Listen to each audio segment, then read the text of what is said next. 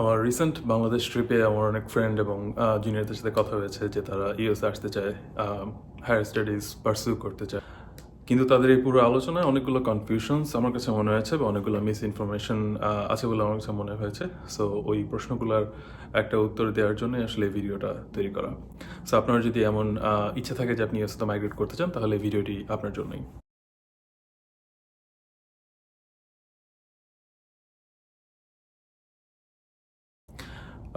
খুব কমন প্রথম মিসকনসেপশনস যেটা যে আমাদের ইউনিভার্সিটি ফান্ডিংসগুলো ডিপেন্ড করে বা ফান্ডিংসগুলো ডিসিশন আসে প্রফেসরদের কাছ থেকে, এবং আপনার ফান্ডিং পেতে হলে আপনার একজন প্রফেসরের সাথে কন্ট্যাক্ট করতে হবে।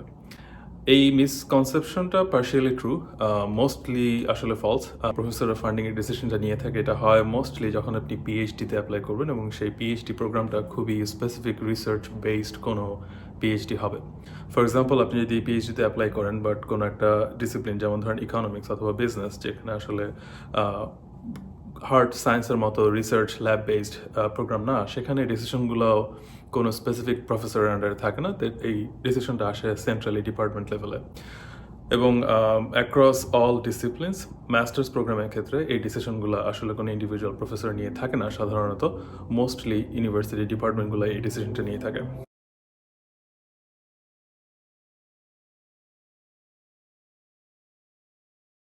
ব্রডলি এটা একটা ফলস স্টেটমেন্ট। কারণ হচ্ছে আমরা আসলে আপনি খুব ভালো ইউনিভার্সিটি যদি ধরি, যে আপনি আইভি লিগ বা ধরেন ইউএসের টপ 20 ইউনিভার্সিটিস ধরে নিলাম, এটা আমাদের খুব ভালো ইউনিভার্সিটির ডেফিনেশন। এবং আমরা ধরে নিচ্ছি যে আপনার ভালো জব বলতে আপনি কী বুঝেন। ইউএসের মিডিয়ান স্যালারি হচ্ছে $55,000 পার ইয়ার। সো ধরে নিচ্ছি আপনি গ্র্যাজুয়েশনের পরে অ্যাটলিস্ট $80,000 আপনি স্যালারি চান, এবং আপনি চান যে ওই চাকরিটা আপনাকে গ্রোথ অপরচুনিটিস দিবে। এখন যদি আমি আসি এই চাকরিগুলো আসলে কিসে হয়, সোফার আমার এক্সপিরিয়েন্সে আপনার এই ধরনের চাকরি পাওয়ার চান্সেস ডিপেন্ড করে আপনার পার্সোনাল স্কিলসের উপরে। মোর ইম্পর্টেন্টলি এটা ডিপেন্ড করে আপনি কোন মেজর থেকে কোন স্কিলস নিয়ে ইউনিভার্সিটিতে বের হয়েছেন বেসিক্যালি। সো আপনার মেজরটা যদি মার্কেটেবল হয়, আপনার মেজরে যদি অনেক জব থাকে, তাহলে আপনার জব পাওয়ার চান্সেস অনেক বেশি, রাদার দেন আপনি একটা খুব ফেমড ইউনিভার্সিটি থেকে বের হয়েছেন বাট আপনার আপনার যে মেজরটা সেটা আসলে খুব একটা মার্কেটেবল না, ওইখানে আপনার জব অপরচুনিটিস অনেক কমে যাবে। সো আমি বলবো এই ক্ষেত্রে আপনার গুরুত্ব দেওয়া উচিত কোন সাবজেক্ট আসছেন সেটার উপরে, রাদার দেন খুব ফেমড একটা ইউনিভার্সিটিতে যাচ্ছেন কি যাচ্ছেন না তার উপরে। নাও এখানে একটা কথা বলে রাখা দরকার যে আপনি যদি খুব ভালো একটা ইউনিভার্সিটি প্লাস খুব মার্কেটেবল একটা প্রোগ্রামে আসতে পারেন, ডেফিনেটলি গুড। বাট যদি আপনি এমন হয় যে ব্যাটেবল হয়ে উঠছে না দুটো জিনিস, তখন আমি বলবো আপনার ফোকাস করা উচিত একটা বেটার প্রোগ্রামের উপর, নট একটা বেটার ইউনিভার্সিটির উপরে। ফান্ডিং এ একটা কনফিউশন আছে আমার মনে হয়, যে ফান্ডিং নিয়ে আমাদের সাধারণত আমরা যে বড় হই বাংলাদেশের কনটেক্সটে, আমাদের ফান্ডিং বলতে আমরা বুঝি স্কলারশিপস। সো আমাদের গভর্নমেন্ট স্কলারশিপস দেয় অথবা ইউনিভার্সিটি স্কলারশিপস দেয়। স্কলারশিপস বলতে আমরা যেটা বুঝি, বেসিক্যালি আপনার বেসড অন মেরিটস আপনাকে কিছু লামসাম একটা টাকা দিবে ইউনিভার্সিটি অথবা গভর্নমেন্ট। এটা হতে পারে রিকারেন্ট, হতে পারে ওয়ান টাইম। ইউএসের ক্ষেত্রেও স্কলারশিপস বলতে এটাই মিন করে, কিন্তু আপনার ফান্ডিংয়ের জন্য স্কলারশিপস ছাড়াও আরও অনেকগুলো অপশনস রয়েছে। এবং এই অপশনসগুলো আমার কাছে মনে হয় সবাই জানে না। সো কিছু অপশনস নিয়ে আমি এখন কথা বলবো। সো ফার্স্ট, এক নম্বর যে স্কলারশিপসের যে কথা যেটা আমরা জানি, সে স্কলারশিপস পাওয়া যায়, বাট ইন জেনারেল স্কলারশিপস আসলে আপনাকে খুব বেশি অ্যাভেলেবল হয় না।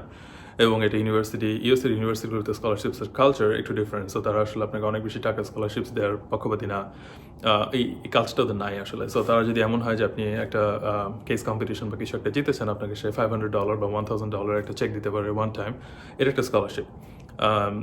বাট ইন জেনারেল যে প্রত্যেক বছর আপনার টিউশনস সে কভার করে স্কলারশিপ দিবে, সেভাবে আসলে স্কলারশিপ হিসেবে সে আসলে দেয় না।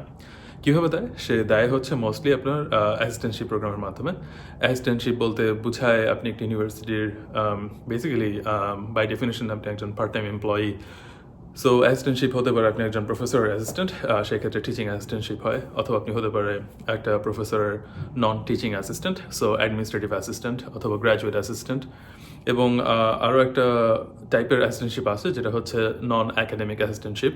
সো ইউনিভার্সিটিগুলোতে অনেক ডিপার্টমেন্টস থাকে। ডিপার্টমেন্টস বলতে আই মিন অ্যাকাডেমিক কাজের বাইরেও অন্যান্য ধরনের অনেকগুলো অর্গানাইজেশনস থাকে। ফর এক্সাম্পল, ইউনিভার্সিটির আইটি ডিপার্টমেন্ট ইউজুয়ালি অনেক বিশাল হয়। আইটি, তারপরে আছে মার্কেটিং, এই সবগুলোই বা অ্যালামনাই কানেকশনস, এই সবগুলো ইউনিভার্সিটির এক একটা অংশ, এবং প্রত্যেকটা অংশই আসলে স্টুডেন্টস হায়ার করতে পারে এবং স্টুডেন্টসকে তারা অ্যাসিস্ট্যান্ট হিসেবে হায়ার করতে পারে। এবং যখন তারা অ্যাসিস্ট্যান্ট হিসেবে কোনো স্টুডেন্টকে হায়ার করে, তাদের বেনিফিটস টিচিং অ্যাসিস্ট্যান্ট বা একাডেমিক গ্র্যাজুয়েট অ্যাসিস্ট্যান্টের মতোই হয়ে থাকে।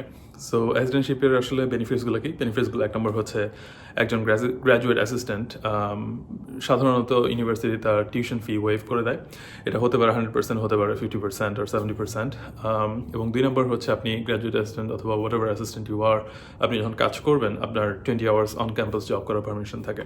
সো 20 আওয়ার্স আপনি যদি জব করেন, তারা আপনাকে আওয়ারলি বেসিসে একটা স্যালারি ধরে সেটা আপনাকে পে করবে। সো যেটা হবে যে পার আওয়ার পেমেন্টটা টোটালি ডিপেন্ড করবে কোন স্টেটে আপনি আছেন এবং সেটা কতটা এক্সপেন্সিভ ভার্সেস কতটা লিভিং এক্সপেন্স কতটা কম ওর বেশি তার উপরে। ইন জেনারেল আপনি ধরে রাখতে পারেন এটা হবে হয়তো বা $11 থেকে $20 মধ্যে পার আওয়ার। সো এই হচ্ছে আজকের জন্য। I think that's all.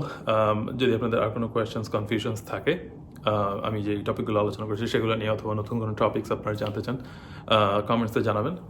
চেষ্টা করবো ওগুলো নিয়েও সেপারেট ভিডিও বানানোর। Thank you all.